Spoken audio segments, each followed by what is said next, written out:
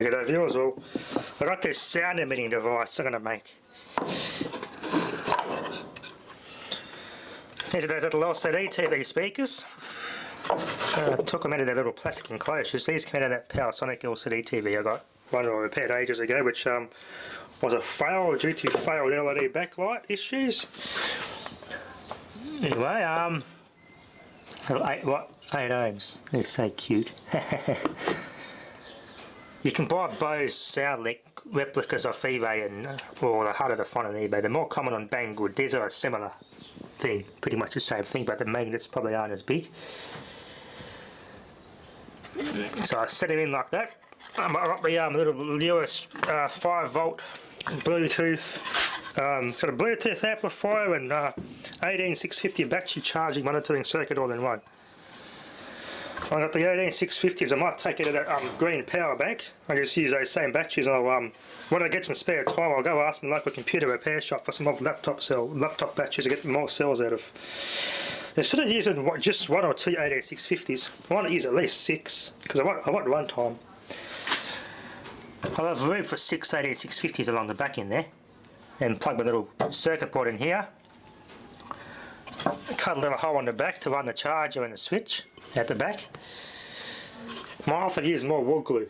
The more I seal this thing, the better.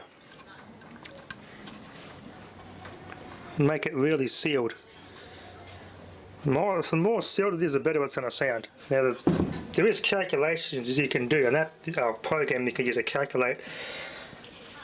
You got to measure your speakers up, then there's like calculations you got to do for the best enclosure to get the best sound. I never really bothered with that. Those Grundig speakers, I'll fluke those in those little. When I put those in those little cabinets, they were a fluke. They just sound bloody amazing.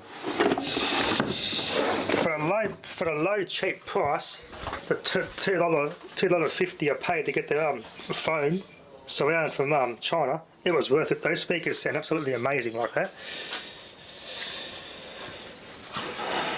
This is probably too small, or too big enclosure for these speakers, but I can just use some bath towel and stuff this with bath towel as acoustic matting to try and compensate for the echoiness and all that sort of stuff. Now it's a 6-watt 5-volt amplifier for this, so I'll run 4 and 8 ohm speakers, so these speakers are pretty perfect for the job. They're only low powered speakers, so these are perfect for a little amplifier I'm going to use. It might take 2 weeks to get here from Shenzhen, so I'm in 2 minds. I've got some little tweeters I want to use. I'll go show you. They're very cute little speakers. I might stick them in here and here. I'm going to get something like this, or thick plastic or something, a cup behind them, and seal the back of them, and they'll be in their own little enclosure. But crossovers, yeah, they can be they work good, but they can be inefficient. I might just use a bipolar capacitor trick to filter out the highs and lows. I've got some experimentation to do here. This will, my finishing product. I'm thinking about using this stuff. This is actually, I think it's wallpaper. It's quite nice looking stuff, heavy duty stuff. It's like a ribbon material on one side. If I finish it off and coat it with this, but I might just use something else, or just leave it as it is for now. It'll look kind of cool like that. There's other speakers I'm going to show you I might use as tweeters. I'm thinking about using these little cuties. Look how cute they are. 8 ohms, 2 watts. Only yet, I'm using 6 watts. So I want to have to do some experimentation with these. If I put these here, here, the tweeters. I reckon these will make a great little pair. I reckon these will be perfect for this. I've got no other use for these. They're too piss weak for something else, unless I'm going to use them as headphone speakers, but the resistance is too high. I reckon these will make ideal tweeters. Put that there, like that. Little tweeters. I reckon they'll work perfectly. They'll make like a little a plastic cup or a bottle cap or something, a small one of these, or something like that off a hair dryer or deodorant can, and just seal it with glue. That way you're not going to get the sound from this going into this and ruining the tweetiness of those speakers. I reckon that'd be ideal like that. But I've got to make sure they're going to fit in this box. Should have moved this down a little bit. Oh well, it's just an afterthought. Put them down there, like that. There's more room. Put them like there.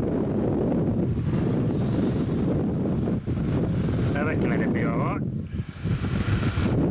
It's quite fun building little Bluetooth speakers.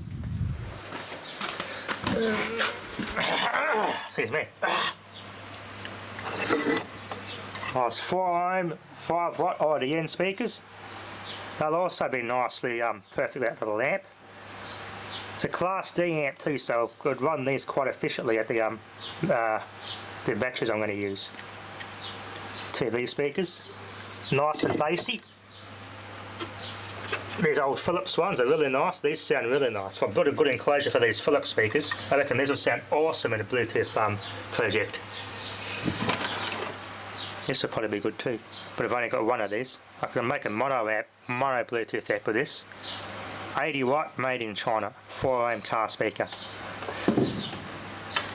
Not a very big magnet though, but it does perform pretty well for a little speaker I found in the bin.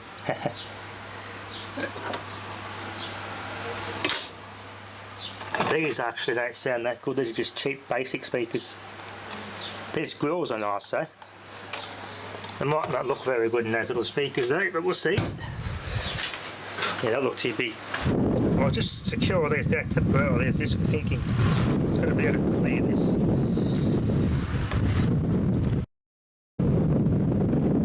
I got these bipolar 50 volt 1 microfarad Nichicons. Now that 1 microfarad will work okay with these. There's a rough calculation. Filter at least 12 kilohertz or so to these little speakers, so they can work. So I just hook these up, add the capacitor between here and here, just pair these up to these little speakers, and that's it. My resistance is fine, so like these will match.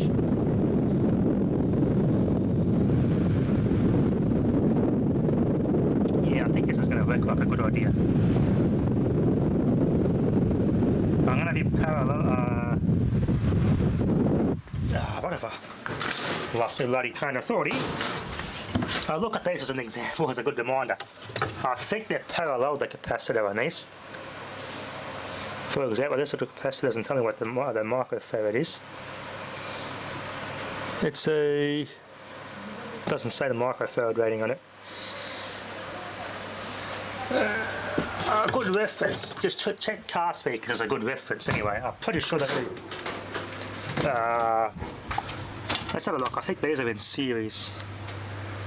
They are too. The capacitor goes to the capacitor, then to the tweeter. A good rule of thumb. So these are 4.7 microfarad for these speakers.